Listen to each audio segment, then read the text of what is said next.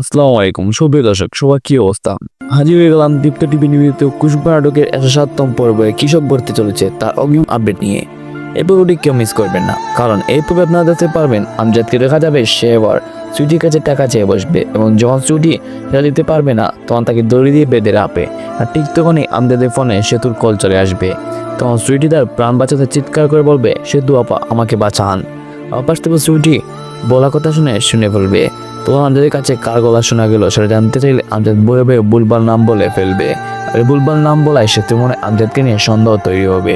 ওদিকে তিতলি মির্জা বাড়িতে সায়ানকে যে অ্যানিলেটে রাখতো তার সাথে খুশবুর দেখা হয়ে যাবে। আর তখন তিতলি মির্জা কোন ডক্টর দেখাতো সেটা খুশবু জানতে চাইলে এনি খুশবুর কাছে টাকা চেয়ে বসবে। আর তখন খুশবুর সাথে কাছে গিয়ে তার মানি ব্যাগটা নিয়ে আসবে এনিকে টাকা দেওয়ার জন্য। এটা দেখে রিশাদ অবাক হয়ে খুশবুর দিকে তাকিয়ে থাকবে।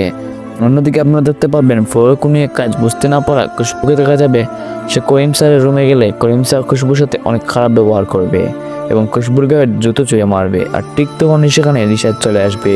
খুশবুর শুয়ে যাওয়া জুতো রেখে রিশাদের গায়ে পড়বে। এসব দেখে রিশাদকে দেখা যাবে সে রেগে পড়বে, আগুন হয়ে যাবে। আর এছাড়া থাকছে আশ্চর্য সকল ঘটনা। সুতরাং সবাইকে খুশবুনাটাকে আইনভাবে দেখার জন্য আমন্ত্রণ রইল। এরকম সঙ্গে থাকার জন্য ধন্যবাদ এবং সবার আগে চ্যানেলে সব আপডেট পেতে চ্যানেল সাবস্ক্রাইব করে বেল আইকনটি অন করে রাখুন। ধন্যবাদ।